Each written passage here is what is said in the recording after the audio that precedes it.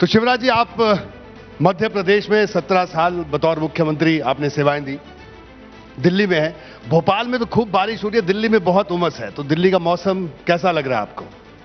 दिल्ली देश का दिल है और दिल तो दिल ही रहता है, ये धड़कता है तो देश चलता है।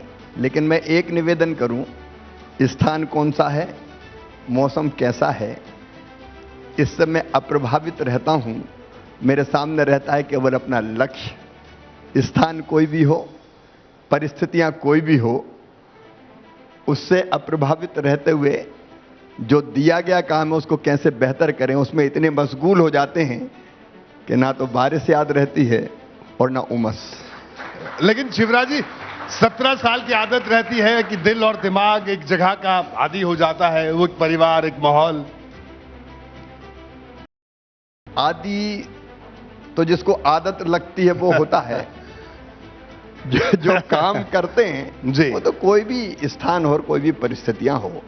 यह अलग बात है कि भोपाल में मेरा बचपन गुजरा, मध्य प्रदेश में बचपन से मैंने सार्वजनिक जीवन प्रारंभ किया और पूरा प्रदेश ही परिवार है, लेकिन देश भी तो अपना ही परिवार है। जी शिवराज जी, बजट आया है और बतौर कृषि मंत्री इस देश के किसानों को इस बजट से बहुत उम्मीद थी और किसान इस देश का आपकी तरफ देख रहा है। कृषि क्षेत्र को आपको क्या लगता है, इस बजट में जो उम्मीदें थी, क्या वो उम्मीदें पूरी हो पाई या उन उम्मीदों को पूरा करता हुआ ये बजट दिख रहा है?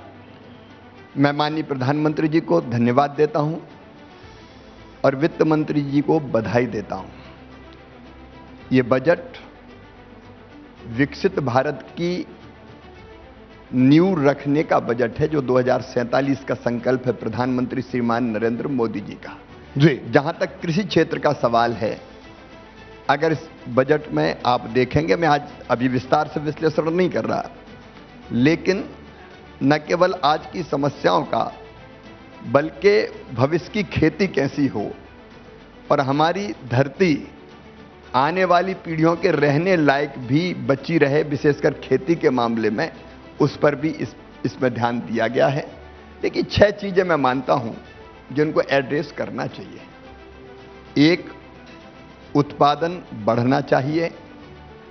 आप देख रहे हैं देश की आवश्यकताओं की पूर्ति के लिए पिछले वर्षों से जो प्रयास हो रहा है, आज हम खाद्यान्न के मामले में कम से कम आत्मनिर्भर हैं।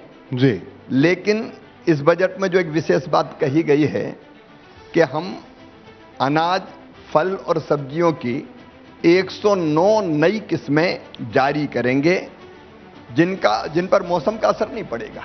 जी, अगर बढ़ता हुआ तापमान है तो भी उत्पादन बढ़ेगा, जिनमें कम पानी लगेगा।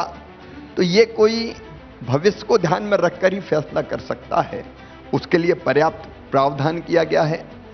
फिर आप देखेंगे उत्पादन की लागत घटे, उसके प्रयत्न इस बजट में किए गए हैं।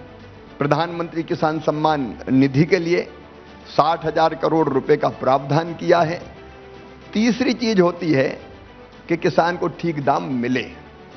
आप जानते हैं अभी कुछ दिन पहले ही 14 फसलें खरीफ की थी, उनका एमएसपी जारी हुआ है और एमएसपी भी केवल मनमर्जी से नहीं, उत्पादन की लागत पर 50% प्रॉफिट देके एमएसपी जारी किया है। तो एमएसपी के लिए पर्याप्त प्रावधान है इस बजट में।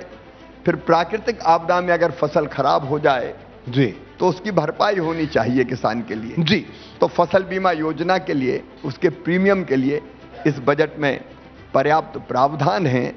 और अगर मैं ये कहूं कि भविष्य की दृष्टि से जो इसमें बात कही गई है, प्राकृतिक खेती की और फसलों के विविधीकरण की, परंपरागत फसलों के बजाय हम कैश क्रॉप, किसान को ज्यादा लाभ देने वाली फसलें भी, और उन फसलों पर भी ध्यान जिसकी हमारे यहाँ कमी है और जिसको हम इंपोर्ट करते हैं, जैसे दलहन और तिलहन, तो उस पर भी विशेष ध्यान दिया गया है। जी, तो मैं मानता हूं कि यह बजट एक संपूर्ण बजट है किसानों के लिए। जैसे ही घड़ी का काटा दोपहर 2:30 पे आए, बबीता जी का दिल सास बहू साजिश के लिए मचल जाए।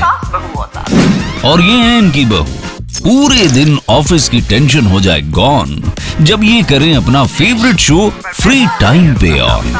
इनकी तरह आप भी देखिए अपना फेवरेट शो अपने टाइम पर और डाउनलोड कीजिए एबीपी लाइव ऐप अपने स्मार्ट टीवी पर।